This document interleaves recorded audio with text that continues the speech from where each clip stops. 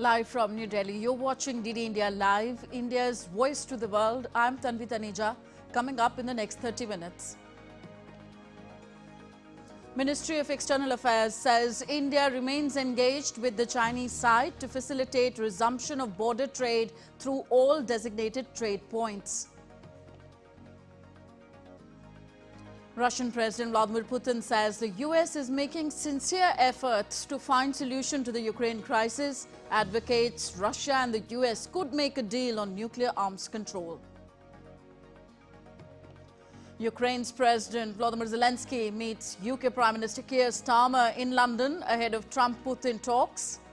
EU welcomes US promise to back Ukraine's security guarantees.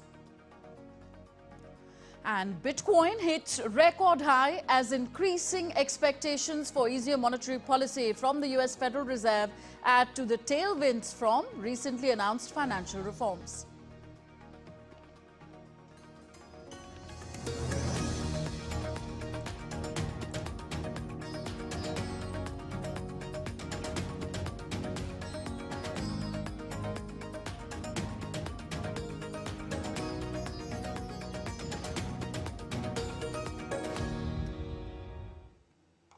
Ahead of a key summit with US President Donald Trump, Russian President Vladimir Putin has expressed optimism about potential agreements with the United States, particularly regarding Ukraine and nuclear arms control.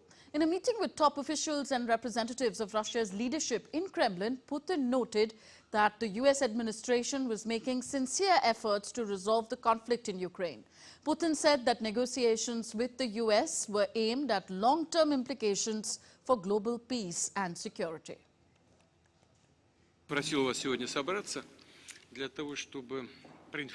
I will tell you about the stage we are at with the current American administration, which, as everyone knows, is making, in my opinion, quite energetic and sincere efforts to stop the hostilities, stop the crisis, and reach agreements that are of interest to all parties involved in this conflict, in order to create long-term conditions for peace both between our countries and in Europe and in the world as a whole, if at the next stage we reach agreements in the area of control over strategic offensive weapons.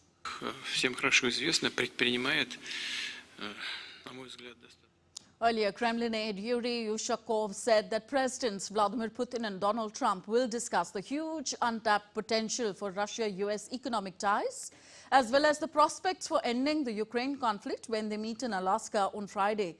Ushakov told reporters that the summit would start at 19:30 hours GMT, with the two leaders meeting one-on-one, accompanied only by translators. Kremlin also said that both leaders will hold a joint press conference after their one-on-one meet. So with just one day to go until a US-Russia summit on ending the war in Ukraine, President Volodymyr Zelensky visited London on Thursday to shore up European support for efforts to prevent any agreement that would carve up Ukrainian land. Zelensky met British Prime Minister Keir Starmer to build on the momentum from virtual talks on Wednesday with European leaders and Trump to try to set red lines for the talks between Trump and Putin in Anchorage, Alaska.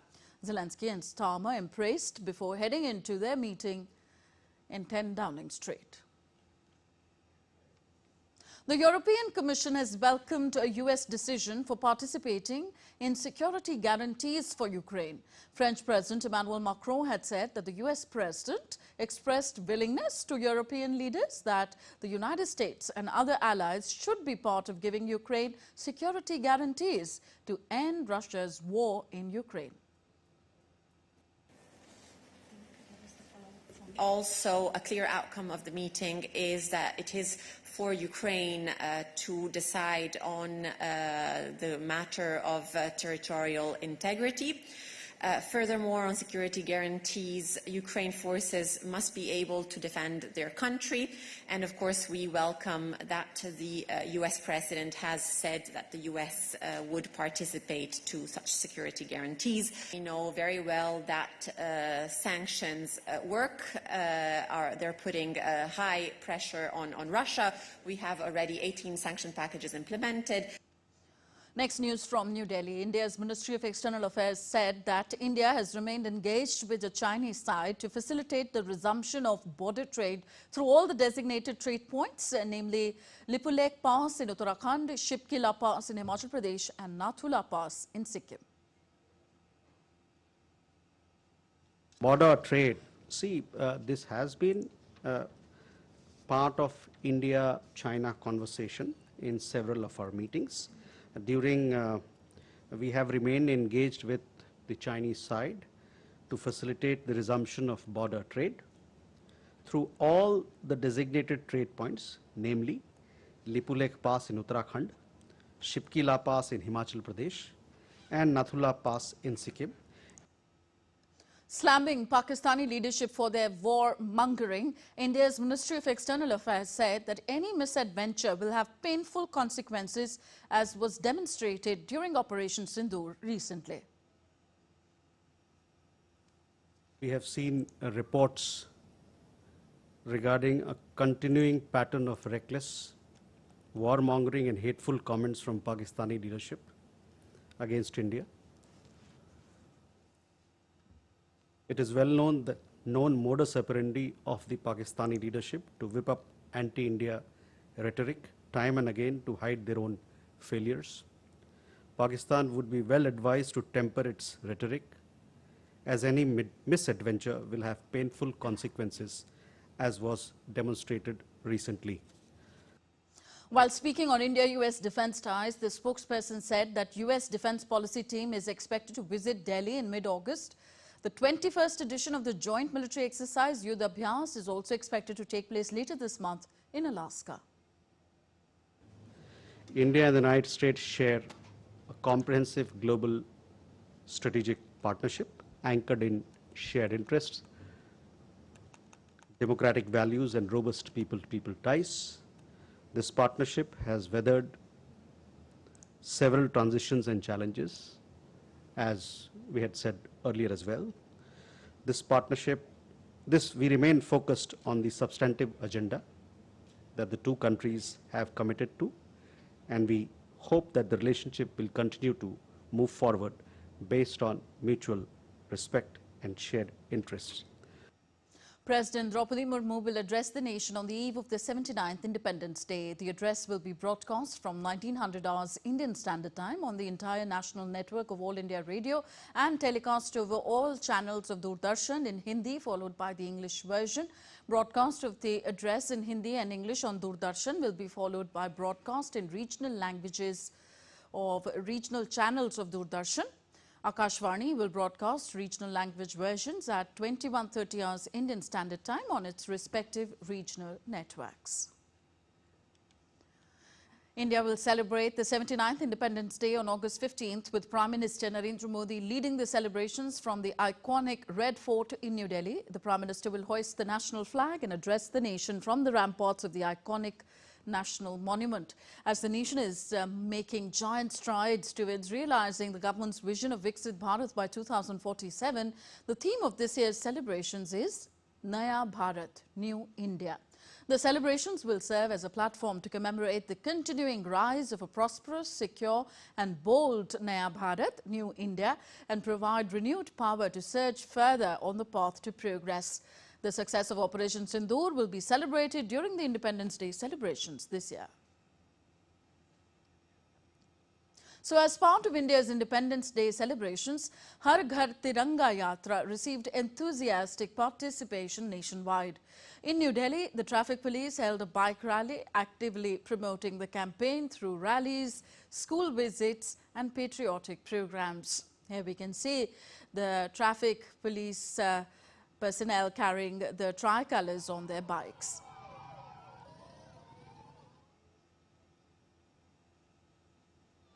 A Tiranga rally tricolour march was organised in Udhampur, Jammu and Kashmir ahead of the Independence Day, featuring a 2-kilometre long national flag with the aim of promoting unity and national pride.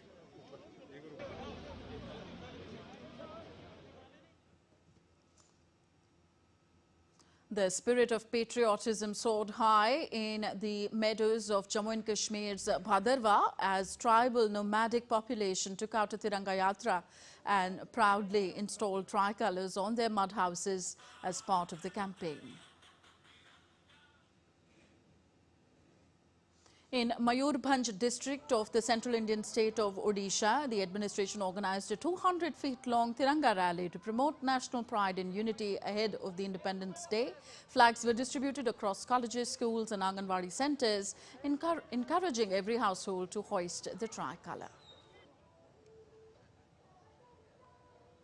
In some sad news now, a massive cloudburst on Thursday triggered a flash flood in Choshiti area of Kishtawar region in Jammu and Kashmir. The annual yatra to the Machel Mata shrine has been suspended since.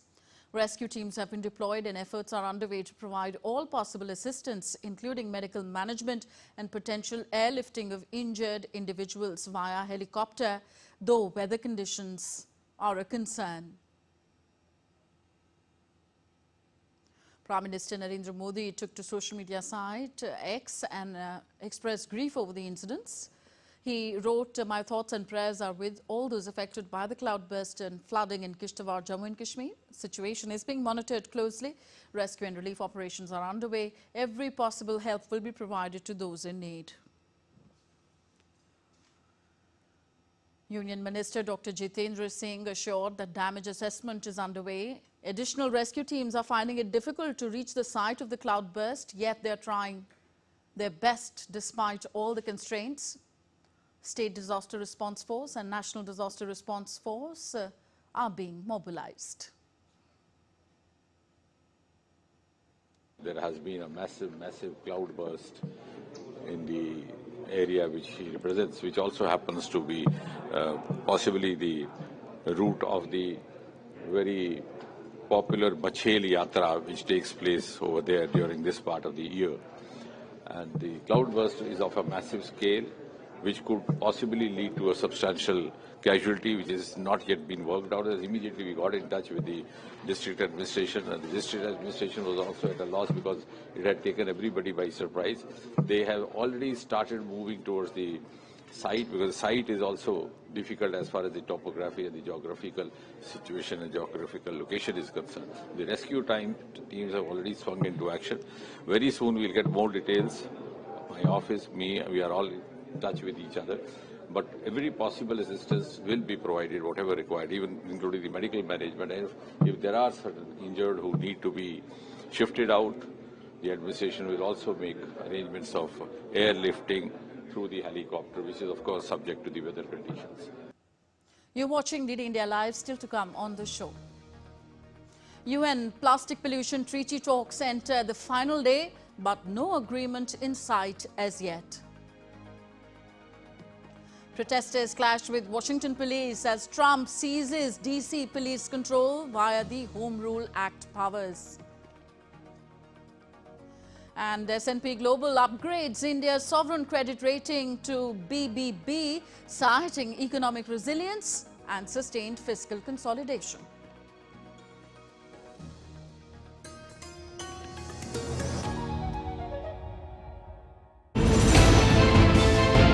Geopolitics and trade deals. Economic challenges amid development. Hard work and the path to prosperity. It's the economy, always. Between walkers, money is what money does and says. Supply creates its own demand. Between the bulls pulls and bears tears. When supply chains globalization and India rises to the podium. We'll get you centered with the Economic Brief at 8 p.m. every Thursday on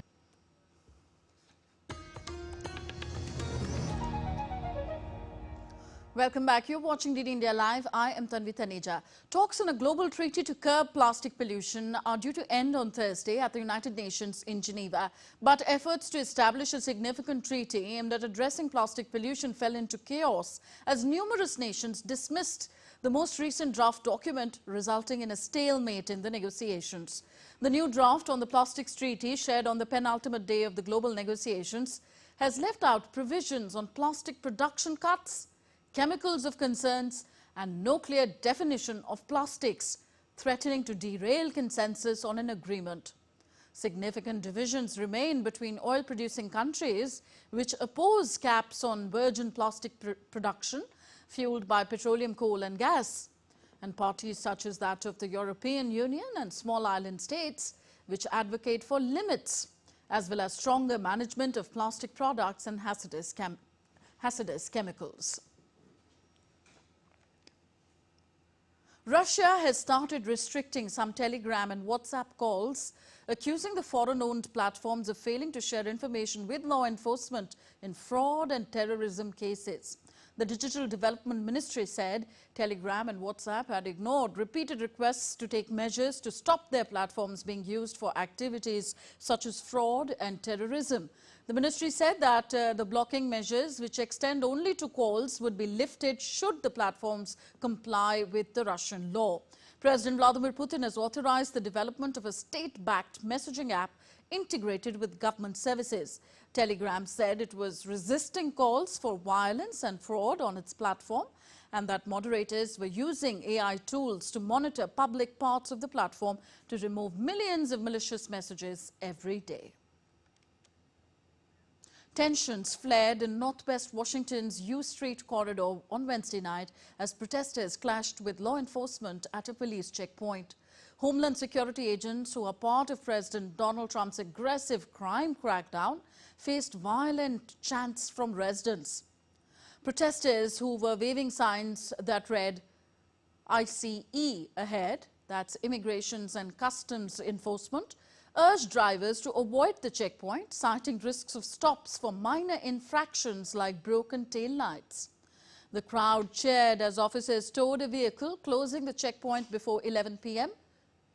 Donald Trump's takeover, which has been enabled by the Home Rule Act, followed his Monday deployment of 800 National Guard troops, despite city data showing a sharp decline in violent crime since 2023.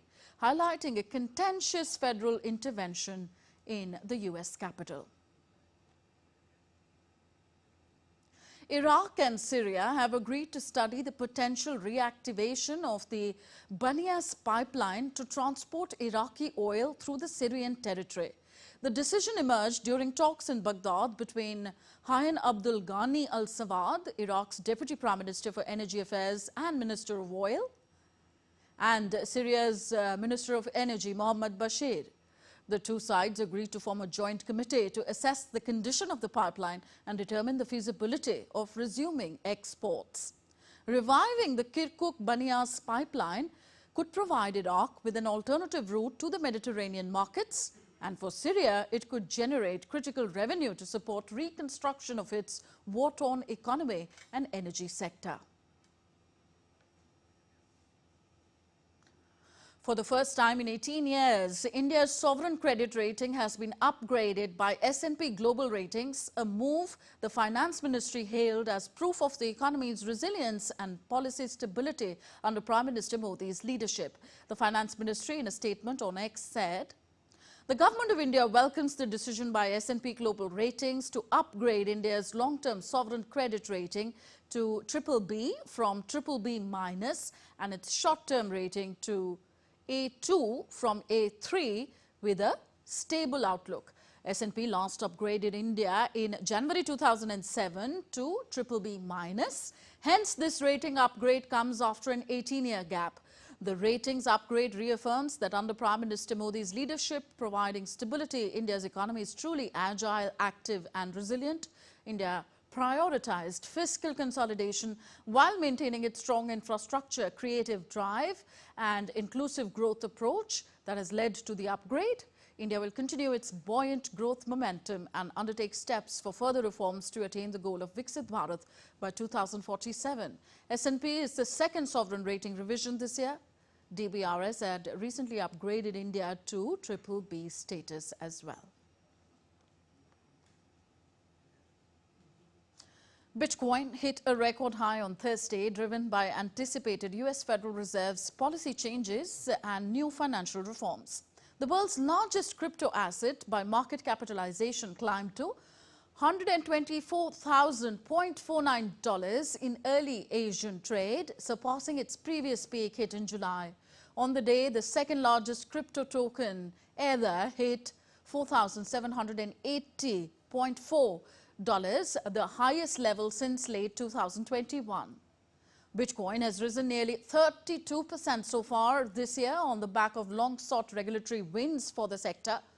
Following President Donald Trump's return to the White House, Trump has called himself the crypto president, and his family has made a series of forays into the sector over the last year.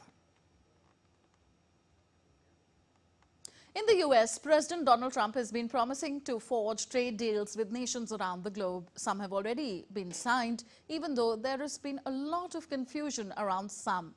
The case in point is the EU.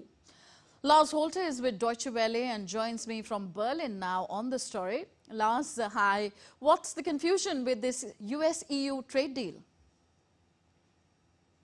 Thanks for having me. Well, we've known for a long time that any deal with Donald Trump wouldn't be as easy to follow through with as maybe deals with other leaders. One reason, obviously, is the absolute rush that the White House seems to be in to uproot trade relations with nations around the globe. That includes, of course, the EU. Now, transatlantic trade had long been going very well with goods and services worth hundreds of billions of dollars or euros going back and forth. Except Trump saw this trade deficit his country had with the EU, and it took it as a sign of the US being ripped off. And he wanted to negotiate a new deal. He got that deal in record time as the EU was trying to avoid punishing tariffs from Washington.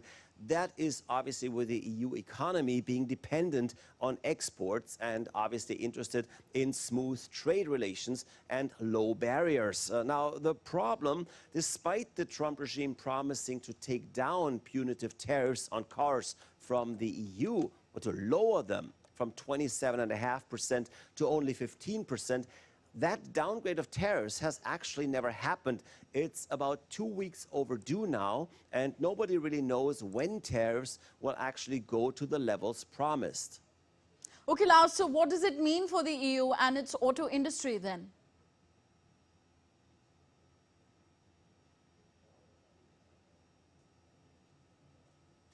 First of all, it costs them millions at this point. Currently, car makers have to pay tariffs of 27.5% on all cars brought into the United States instead of these 15% promised, and that's just very expensive.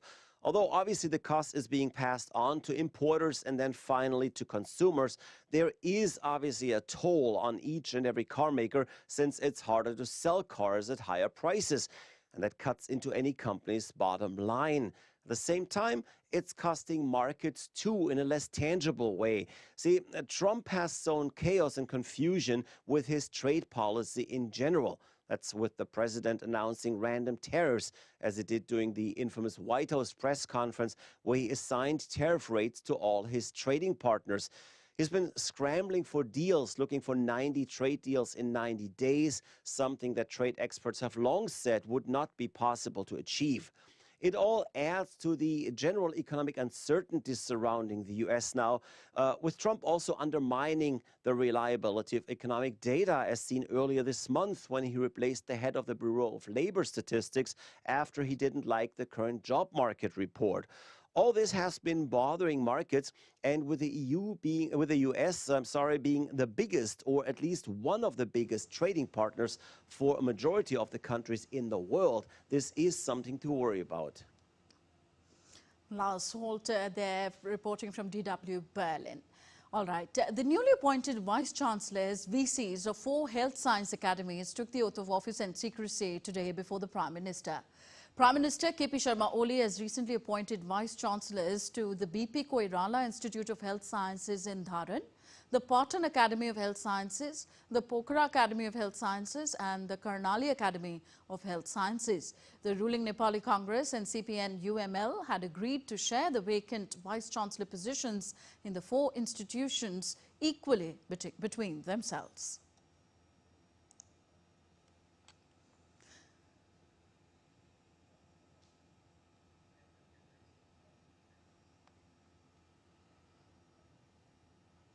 So these are the 4 vice-chancellors appointed to the 4 health science academies in Nepal. India's President Draupadi Murmu graced the opening of the Amrit Udyan Summer Annual Edition 2025 at Rashtrapati Bhavan on Thursday. The Amrit Udyan will be open to the public from August 16th to September 14th, 2025 between 10 a.m. and 6 p.m. local time. The Udyan, the garden, will remain closed on all Mondays. People visiting the place can register themselves on Rashtrapati Bhavan website and book a slot. Registration is also possible through self-service kiosks at the entry point. So that's all for this edition of DD India Live. Do let us know your thoughts on the news of the day. Connect with us on our different social media handles at DD India Live, and you can also download our DD India mobile app for quick news and updates on the go. We'll be back with more news as it breaks here on DD India. I'm Tanvi Taneja from all of us here in New Delhi. Thank you for watching. Namaskar.